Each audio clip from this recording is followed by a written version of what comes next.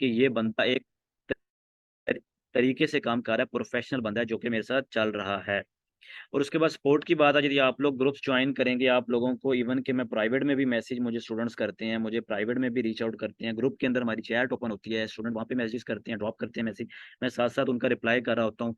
फिर उसके बाद आप लोग मुझे प्राइवेट में मैसेज करके कुछ भी कोई क्वेरीज आ रही है, जहाँ पे स्टक हो रहे हैं, वहाँ पे आप मुझे प्राइवेट में भी पूछ सकते हैं। तो ये था जी कुछ क्वेश्चंस के आंसर, जो कि इंशाल्लाह आप लोगों को समझ आ गई होगी।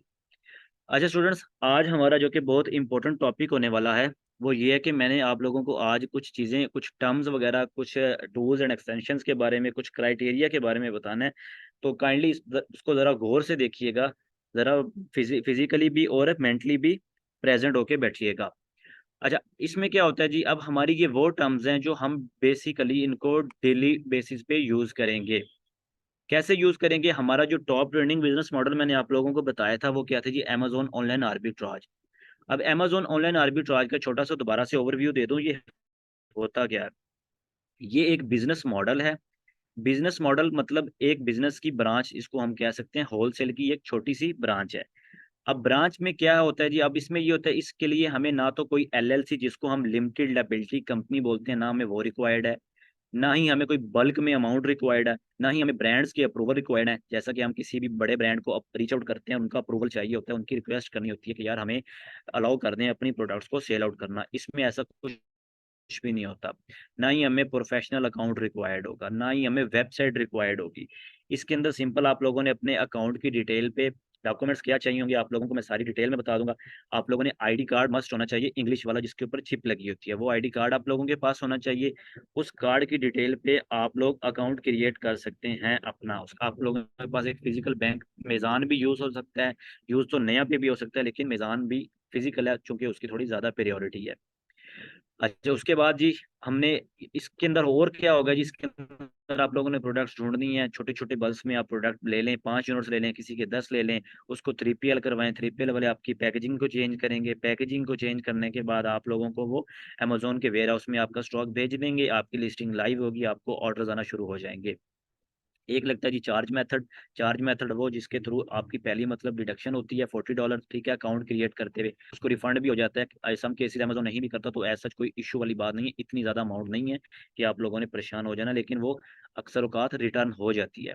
अच्छा, अकाउंट को डाउनग्रेड कर देंगे, उसके बाद कोई फ़ी नहीं लगेगी अकाउंट की, उसके बाद आपको पर यूनिट कमीशन ही देना होगा, जस्ट दैट। अच्छा, और उसके बाद आप लोगों को एज़ सच इतनी कोई बड़ी रिक्वायरमेंट्स नहीं है इस अकाउंट की क्रिएशन के लिए। अच्छा स्टूडेंट्स, अब इसमें बेसिकली अब हमने जो टर्म्स यूज़ करनी होती है, मैंने आप लोगों को कुछ टर्म्स पहले भी बताई थी कि क्या-क्या यूज़ होता है, क्या-क्या नहीं। मज़ीद आप लोगों को ये वो टर्म्स हैं, मैं आप लोगों को एक ही दफ़ा रिपीट करूँगा, दोबारा और बार-बार मैं इस चीज़ को रिपीट नहीं करूँगा। सबसे पहले जी आप लोगों को बताया था मैंने, एसिन क्या होता है? एसिन होता है जी अमेज़न स्टैंडर्ड आइडेंटिफिकेशन नंबर, ठीक है? अब इसको हम एसिन बोलते हैं, और इसके ये नंबर कौन-सा नंबर होता है? ये वो नंबर होता है जो कि अमेज़न की तरफ से एक प्रोडक्ट को दिया जाता है, ठीक है? और ये सिर्फ़ उसी प्रोडक्ट का होता है, उसके अलावा किसी भी प्रोडक्ट का ये नंबर नहीं हो सकता। चाहे मिलियन, ट्रिलियंस प्रोडक्ट्स अमेज़न पे हैं, लिस्ट हैं, लेकिन किसी भी प्रोडक्ट का ये दूसरा नंबर नहीं हो सकता। जैसे मेरा आईडी कार्ड नंबर है ना, मैं 110% गारंटी से कह सकता हूँ कि किसी का वो नंबर हो ही नहीं सकता।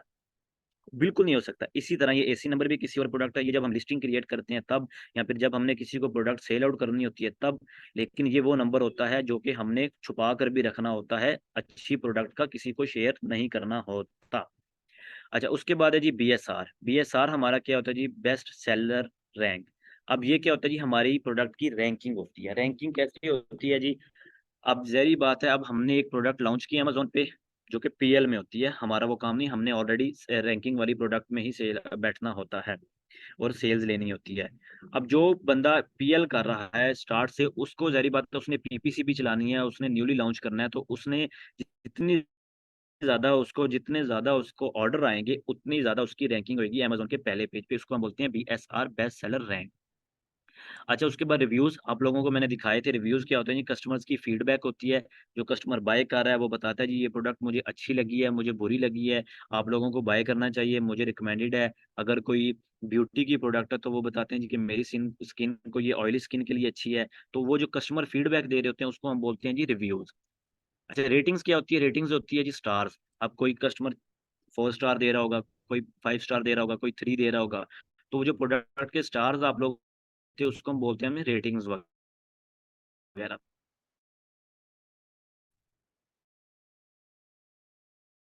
अच्छा, उसके बाद होती है जी sellers feedback given to your store and Amazon shop. Feedback है, ये वो होती है जो जो हम सेलर्स फाइंड आउट कर रहे थे, जो हम सेलर्स फाइंड आउट कर रहे थे, वो सेलर्स जिनकी रेटिंग्स लेस देन 100 थी, वो उनके साथ जो उनकी डिटेल में लिखा होता है, रेटिंग्स लिखी होती है, ये वो फीडबैक होती है, जो कि सेलर्स की होती है। अच्छा, उसके बाद जी बाय बॉक्स क्या होता है? बाय बॉक्स मैंने आप लोगों को एक बॉक्स दिखाया था, जहाँ पे 2 ऑप्शन होते थे, या तो ऐड टू कार्ट का ऑप्शन था, सेकंड ऑप्शन था जी बाय नाउ का। वो बाय बॉक्स अब सारे सेलर्स के पास रोटेट कर रहा होता है। रोटेट मतलब अब हो सकता है मैं भी एक सेलर हूँ, मेरे साथ और 10 सेलर्स बैठे हुए हैं। अब अमेज़न क्या करेगा? अमेज़न जी वो सेल्स लेने के लिए बाय बॉक्स सेलर्स को देगा, ताकि थोड़ी-थोड़ी सेल सब सेलर्स के हिस्से आए। मुझे भी सेल्स मिल जाए। अब मैंने अब 2-4 अपने यूनिट सेल आउट कर लिए, हो सकता है थोड़ी देर बाद किसी और सेलर को मिल जाए। अब ये बाय बॉक्स विन करने की कुछ स्ट्रैटेजीज़ होती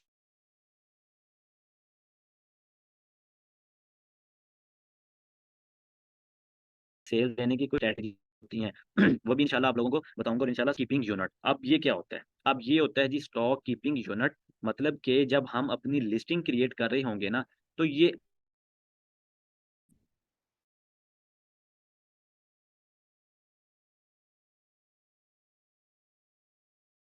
खुद को एक याद दिलाने के लिए क्रिएट नाम है।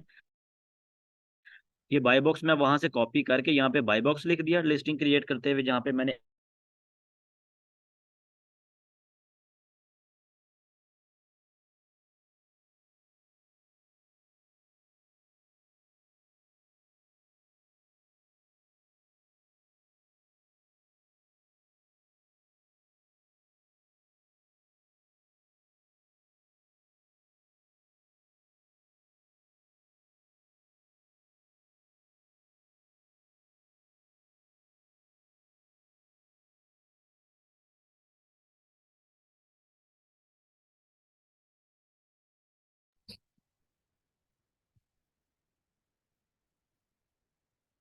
जी। अब जी क्लियर है।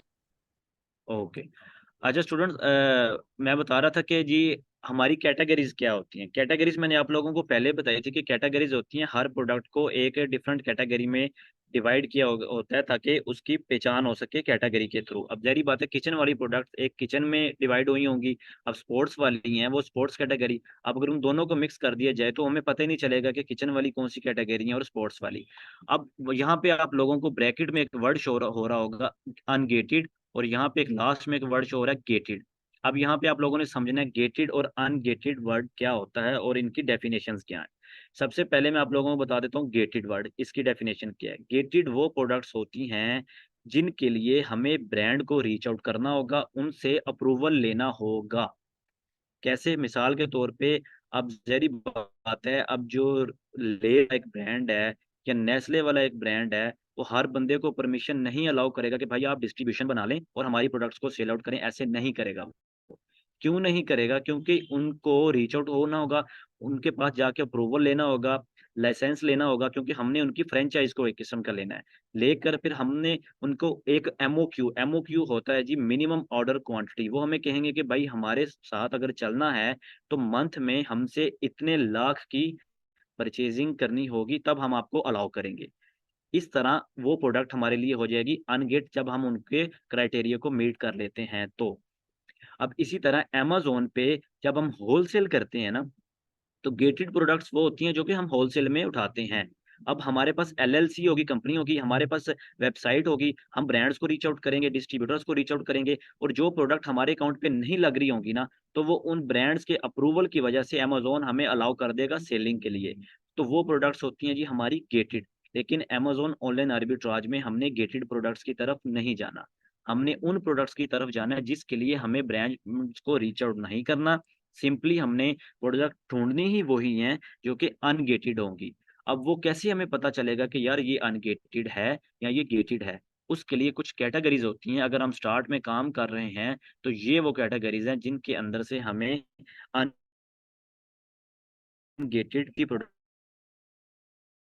मिल जाएंगी हमारे न्यू अकाउंट्स। लोगों को नाम से ही आइडिया हो गया होगा कि ये कौन सी कैटेगरी है। होम एंड किचन मतलब किचन के रिलेटेड, घर के रिलेटेड,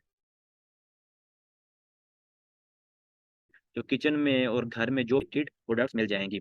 उसके बाद कैटेगरी किचन एंड डाइनिंग, ये भी उसी की तरह, किचन तो वर्ड यूज है सर, डाइनिंग भी है। डाइनिंग भी आप लोगों को पता है, सबको पता होगा कि डाइनिंग क्या होता है जी। इस कैटेगरीज में से भी हमें अनगेटेड वो प्रोडक्ट्स जिसके लिए हमें अप्रूवल लेने की कोई जरूरत नहीं होगी, ना ही बल्क अमाउंट में स्टॉक उठाने की जरूरत होगी।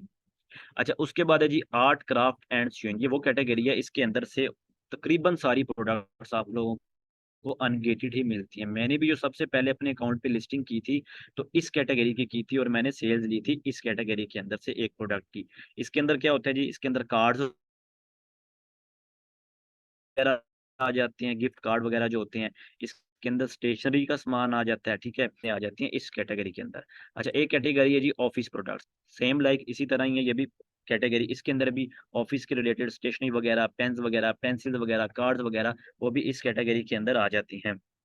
अच्छा, उसके बाद है जी पैटियो लॉन एंड गार्डन, ये क्या है जी, ये जो हमारे गार्डन के अंदर कुछ चीजें इस्तेमाल होती हैं, कुछ चीजें यूज होती हैं।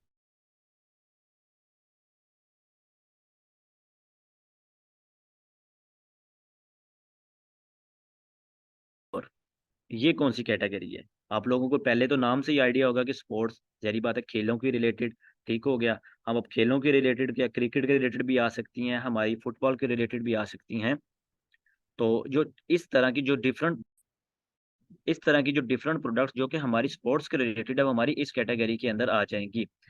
अच्छा, उसके बाद है जी tools and home improvement. Tools and home improvement में जी हमारी जी कौन सी औजार वगैरह आ जाते हैं, हमारे कुछ यूज होने वाले, जो जैसा कि प्लास टाइप इस तरह की चीजें हो जाती हैं, जो घर में यूज होने वाले हमारे औजार टाइप आ जाते हैं, वो होते हैं जी हमारे इस कैटेगरी के अंदर। अच्छा, उसके बाद जी बहुत अच्छी जो कि कैटेगरी है वो है हेल्थ एंड हाउस होल्ड। अब इसके अंदर क्या होता है, इसके अंदर हमारी मेडिसिन होती हैं, इसके अंदर हमारे जिम के रिलेटेड सप्लीमेंट्स वगैरह आ जाते हैं। मैंने जो दूसरी प्रोडक्ट के ऊपर सेल्स ली थी, खुद की बात कर रहा हूँ, वो थी इस कैटेगरी के अंदर, मेडिसिन टाइप आ जाती हैं इसके अंदर हमारे, सप्लीमेंट्स जो जिम के अंदर यूज होते हैं, स्पोर्ट्स के अंदर वाले यूज होने वाली मेडिसिन वगैरह जो आ जाती हैं, तो वो सारी इस कैटेगरी के अंदर आ जाती हैं। अच्छा, लास्ट में एक कैटेगरी है जी ब्यूटी एंड पर्सनल केयर। अब हमारी फीमेल्स को तो बड़ी जल्दी से आइडिया होगा कि ये कौन सी कैटेगरी है। इसके अंदर हमारी मेकअप के, आईलैशेस वगैरह, डिफरेंट मतलब चीज जो हमारी ब्यूटी के रिलेटेड यूज होती है, हमारे फेस के रिलेटेड, हमारी क्रीम्स वगैरह, ट्यूब्स वगैरह, तो डिफरेंट जो हमारी आइटम, अब इसके अंदर मोस्टली गेटेड आपको कैटेगरी मिलेंगी, स्टार्ट में गेटेड प्रोडक्ट्स मिलेंगी आप लोगों को, लेकिन जैसे जैसे आपके अकाउंट्स पे सेल्स आएंगी ना, तो ये कैटेगरी भी आप लोगों के लिए अनगेट होना शुरू हो जाएगी। तो यहाँ तक था जी हमारा ये कि हमने किस तरह देखना है जी हमारी कौन सी कैटेगरी में अनगेटेड प्रोडक्ट्स हमें मिलेंगी और किस कैटेगरी से हमें गेटेड प्रोडक्ट्स मिलेंगी। अच्छा, ये थोड़ा सा डिफाइन किया गया जी कि गेटेड क्या होता है जी, गेटेड होता क्या है आप लोगों को, या मैंने ऑलरेडी पहले डिटेल में बताया, आप लोगों को समझाया है। अच्छा, अब आगे चलते हैं जी। अब ये कौन सी ऐसी प्रोडक्ट्स होंगी जिनको हमने अवॉइड करना है सेलिंग करने से, products you should avoid selling. अब इजीली ब्रेकेबल, अब इजीली ब्रेकेबल क्या होते हैं जी, मेड अप ऑफ ग्लास, जहरी बात है कांच से बनी हुई चीजें, या और फर्जाइल नेचर, फर्जाइल नेचर मतलब टूट जाने वाली चीज है, जहरी बात है कुछ लंबी सी कोई ऐसी चीज है, अगर प्लास्टिक की है वो गिरे तो टूट भी सकती है ना। ऐ- ऐसी प्रोडक्ट्स को हमने अवॉइड करना है सेलिंग करने से। समझ आ गई इस चीज की? जो कोई कांच की बनी है उसको भी छोड़ देना है, जो कि टूटने वाली चीज हमें पता लग जाए कि वो तो प्रोडक्ट देखने से हमें आइडिया हो जाएगा कि ये किस तरह की प्रोडक्ट है या नहीं। अच्छा, उसके बाद है जी हैजमेट। अब हैजमेट वर्ड क्या है, जरा गौर से सुनिएगा, देखिएगा इसको कि हैजमेट वर्ड क्या है। हैजमेट वर्ड हमारा यूज होता है उन प्रोडक्ट्स को जो कि इजीली फायर कैच कर सकती हैं। फायर मतलब या तो वो डेंजरस होती हैं, अब जैसा कि तेजाब टाइप हो सकता है, ऑयल हो सकता है हमारा, ठीक है, जिसके थ्रू अब अमेजोन के वेयर हाउस में जब हमने प्रोडक्ट्स भेजनी है, अब वो हमें तो नुकसान होगा ही होगा, जो बाकी सेलर्स का स्टॉक पड़ा होगा हो सकता है उनको भी नुकसान हो जाए, उनकी वो ऑयल हमारा लीक हो जो हमने भेजा होगा, या कोई तेजाब ऐसा पड़ा हो जो कि जिसके थ्रू आग लग सके, या ऑयल के थ्रू, पेट्रोल के थ्रू आग लग सके, उन प्रोडक्ट्स को हम बोलते हैं हैजमेट। वो हमने अवॉइड करना है सेलिंग करते हुए। अच्छा, उसके बाद है जी वर्ड मल्टीपल वेरिएशंस। अब ये वर्ड कहाँ से निकला है और इसके मीन्स क्या है? मल्टीपल वेरिएशन का मतलब है जी, अब मैं आप लोगों को मिसाल देता हूँ कि एक शूज कैटेगरी की प्रोडक्ट है, एक शूज है, अब हो सकता है उस शूज के अंदर डिफरेंट कलर्स भी हों, ज़ाहिर बात है डिफरेंट कलर के अलावा डिफरेंट साइजेस भी होते हैं, ऐसे ही है ना। अब एक शूज़ मैंने देखा, मुझे पसंद आया जी ब्लू, अब मुझे तो पसंद ब्लू आ गया, लेकिन वहाँ पे उनके पास अवेलेबल था व्हाइट, लेकिन मैंने तो लेना था ब्लू। हो गया ठीक है, अब ब्लू नहीं मिला, वहाँ से मेरी रिजेक्शन होगी, मुझे ज़ाहिर बात है मैं नहीं लूँगा। अब हो सकता है ब्लू भी, चलो मैंने लेना था ब्लू भी मिल गया, लेकिन उसके अंदर मुझे साइज़ ही नहीं मिला। मैंने तो मिसाल के तौर पे 9 नंबर लेना था, लेकिन मुझे मिल रहा है जी 6 नंबर, मैंने क्या करना है उस 6 नंबर का।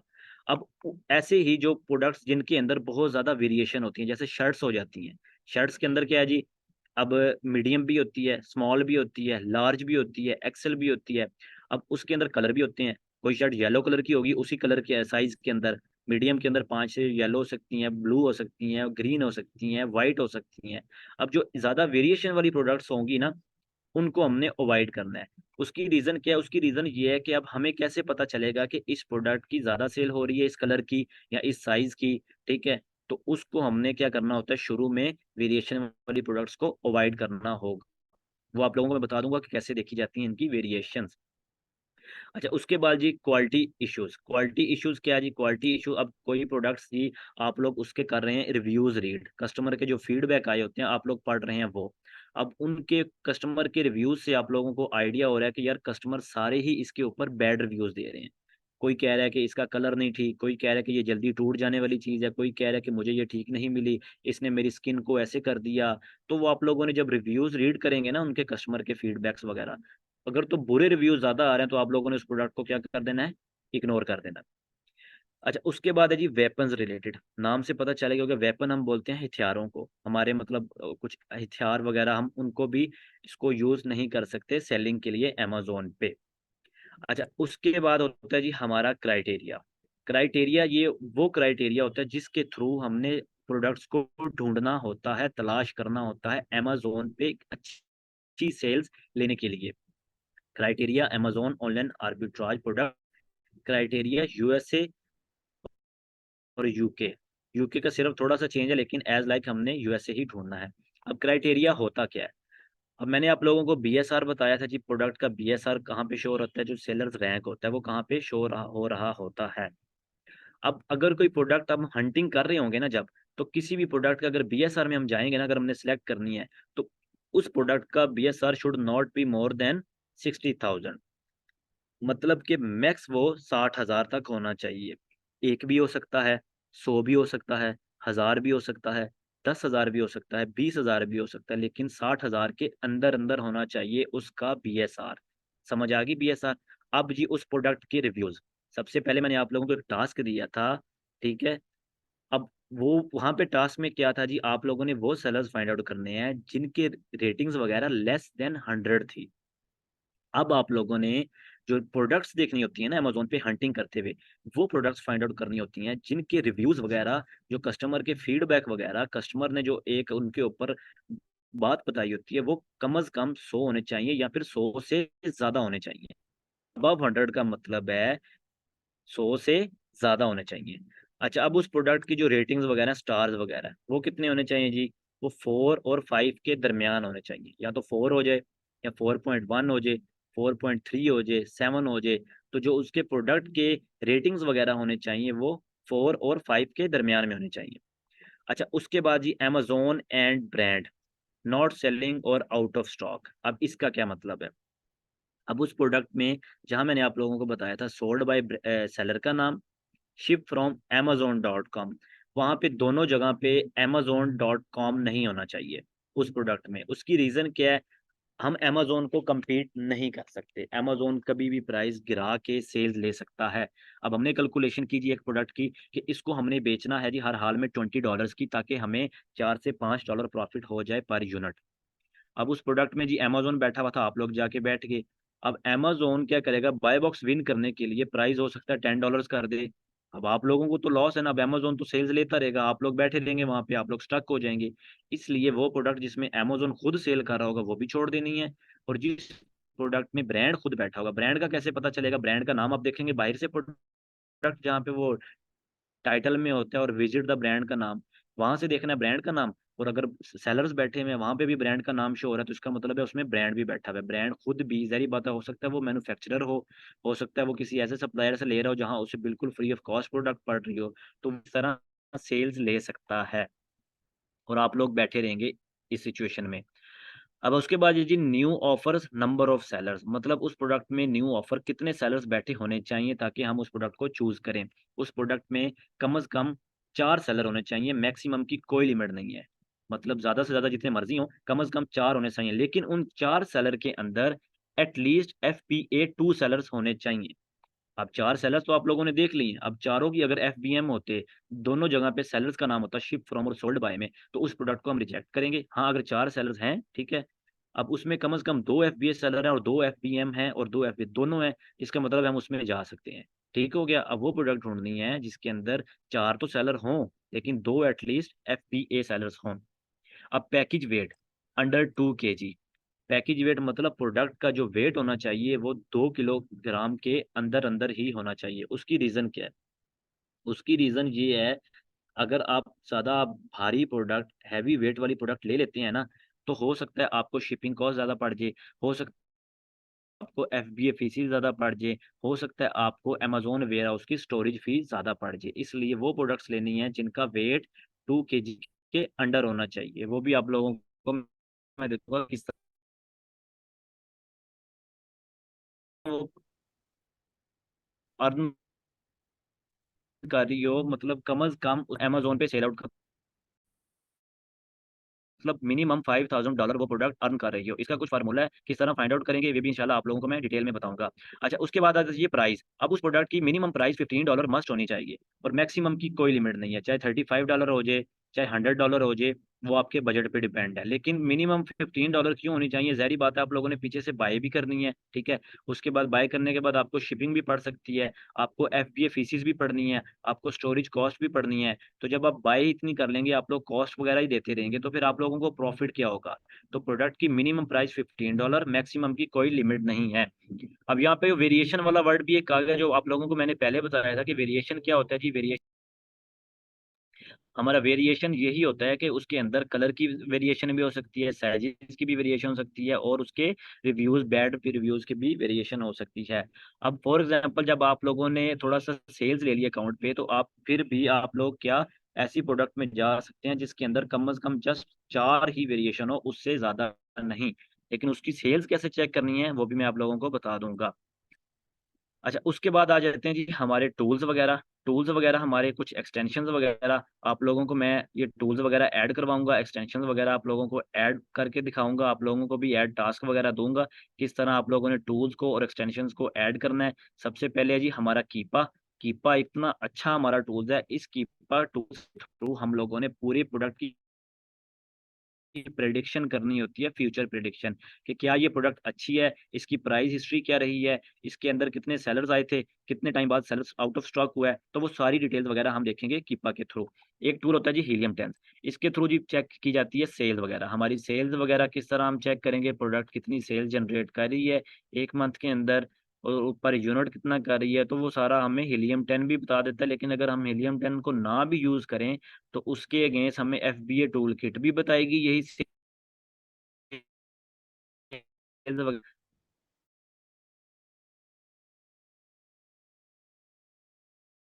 हमारी JS sales estimate sales estimates can unlimited extension, ये हमारी एक्सटेंशन है, हम इसको ऐड करेंगे क्रोम में। इसका क्या यूज होता है, ये हमें बताती है जी आईपी कंप्लेंट्स। आईपी क्या होती है जी? Intellectual property. अब ब्रांड जो होते हैं उन्होंने एक अमेज़न को रिस्ट्रिक्शन दी होती है, एक एडवाइस दी होती है कि भाई ये जो प्रोडक्ट है ना, ये हमारी प्रोडक्ट है और जब तक हम नहीं किसी सेलर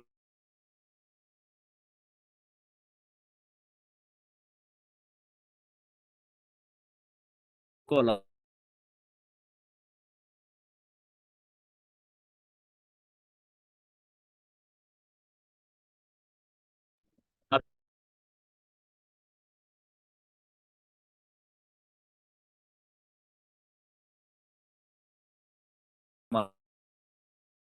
है एक्सटेंशन है स्कैन अनलिमिटेड, ये हमें बताएगी। अच्छा, ये भी होता है कि ये चलेगी, उसके बाद ये नहीं चलेगी, लेकिन इसको अगर हम ना भी यूज़ करें तो आप लोगों को मैं एक जो पेड मेरे पास एक आईपी अलर्ट एक्सटेंशन है वो भी आप लोगों को मैं इंशाल्लाह प्रोवाइड करूंगा।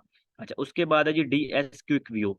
अब ये एक एक्सटेंशन है, ये क्या बताती है? अब मैं जैसे प्रोडक्ट ओपन करता हूँ ना, आप लोग देखते ही होंगे, जब मैंने प्रोडक्ट ओपन करता था अमेजोन पेज पे, तो मेरे सामने सारे सेलर्स की डिटेल आ रही होती थी, जो प्रोडक्ट की डिटेल होती थी कि उसके अंदर कितने सेलर्स बैठे हुए हैं, एफपीए हैं या एफपीएम है, उसके उसका क्या बीएसआर है, उसका क्या एसिन है, उसकी क्या प्राइस है। तो वो मुझे बाहर से ही डाटा दे देती थी, दिखा देती थी, बजाय मैं हर प्रोडक्ट डिटेल में अंदर जाके देखूं और अपना टाइम वेस्ट करूं। तो जो ये एक्सटेंशन है, ये बजाय हर प्रोडक्ट की डिटेल में जाने से मुझे बाहर से ही डिटेल बता देती थी कि इसके अंदर इतने सेलर्स हैं, इसके अंदर इसकी प्राइस ऐड करना, स्टॉक बताती है, उनकी रेटिंग्स भी बताती है, उनका स्टॉक भी बताती है, कितनी कितनी क्वांटिटी लेके हर सेलर बैठा हुआ है। अच्छा, उसके बाद जी हमारा जी Amazon revenue calculator. Amazon revenue calculator क्या होता है जी? इसके थ्रू हमने चेक करना होता है अपना प्रॉफिट कैलकुलेशन, अपने हमें कितना प्रॉफिट हो रहा है पर यूनिट, ये हमारी क्या कॉस्ट प्राइस हमें पड़ रही है। ये एक ऐसा कैलकुलेटर होता है जिसके अंदर हर प्रोडक्ट की एफबीएफसीज ऑलरेडी ऐड होती हैं। आप लोगों ने सिंपल एसिन उठा के इसके अंदर पेस्ट करना होता है, आप लोगों ने अपनी कॉस्ट प्राइस डालनी होती है, शिपिंग कॉस्ट डालनी होती है, और आप लोगों को ऑटोमेटिकली ये प्रॉफिट कैलकुलेट करके बता देगा एफबीएफसीज निकाल कर। समझ आ गई? ये हमारी कुछ टूल्स वगैरह थे, कुछ एक्सटेंशन वगैरह थे, इंशाल्लाह ये भी आप लोगों को मैं यूज करना बताऊंगा। ये कीपा का बताया गया जी कि कीपा के थ्रू प्रोडक्ट हंटिंग किस तरह होगी, कीपा का क्या यूज है, कीपा को हम किस तरह यूज करेंगे। अच्छा, उसके बाद जी सेलर की स्टोर में हम लोग किस तरह हंटिंग करेंगे। मैनुअल हंटिंग होती है जी, सेलर्स के स्टोर फ्रंट से हंटिंग करना। जो टास्क दिया था उसके अंदर जो हमारे सेलर्स वगैरह थे, उनके स्टोर फ्रंट हम ओपन करेंगे, उनका जो मैंने आप लोगों को लिंक कॉपी करवाया था, उनके स्टोर्स ओपन करेंगे, उनके स्टोर से हम अच्छी प्रोडक्ट्स निकालेंगे। अच्छी प्रोडक्ट्स निकालने के बाद इंशाल्लाह उनकी भी हंटिंग करेंगे, उसको भी चेक करेंगे। अच्छा, ये स्टूडेंट्स आज का हमारा लेक्चर था। इसके अंदर मैंने आप लोगों को क्या क्या बताया, आप लोगों को मैंने अमेज़न की वो टर्म्स बताई जो कि हम डेली बेसिस पे यूज़ करेंगे इनको। ये वो टर्म्स हैं जो कि हम बार-बार देखेंगे, बार-बार यूज़ करेंगे। सेकंड, आप लोगों को मैंने वो कैटेगरीज़ बताई जो कि गेटेड और अनगेटेड का डिफरेंशिएट करके बताया कि कौन-सी कैटेगरीज़ हमारे लिए गेटेड हो सकती हैं, कौन-सी कैटेगरीज़ हमारे लिए अनगेटेड हो सकती हैं, स्टार्ट में हम किनके साथ काम कर सकते हैं। उसके बाद आप लोगों को मैंने वो प्रोडक्ट्स बताई जो हम प्रोवाइड करेंगे सेलिंग करने के लिए अमेज़न से, हैज़मेट वगैरह, easily breakable, multiple variation, weapons related. उसके बाद आप लोगों को मैंने क्राइटेरिया बताया कि हम किस क्राइटेरिया के अकॉर्डिंग प्रोडक्ट हंटिंग करेंगे, इस क्राइटेरिया के अकॉर्डिंग अपनी प्रोडक्ट्स को तलाश करेंगे। बहुत प्रोडक्ट्स मिल जाती हैं लेकिन सिर्फ तब मिलेंगी जब आप लोग काम करेंगे तो। अच्छा, उसके बाद आप लोगों को टूल्स और एक्सटेंशंस के बारे में बताया मैंने। तो आज का हमारा ये लेक्चर था जी। आप लोगों ने इसको फॉलो करना है, आप लोगों ने लाज़मी जॉइन करना है कोर्स को। इंशाल्लाह आप लोगों को बहुत बेनिफिट होगा और आप लोगों को मैं सपोर्ट भी दूँगा। कोई क्वेश्चन वगैरह, कोई आपके क्वेश्चन, और आप लोग क्वेश्चन कर सकते हैं स्टूडेंट्स। जी स्टूडेंट, सवाल जवाब का सेशन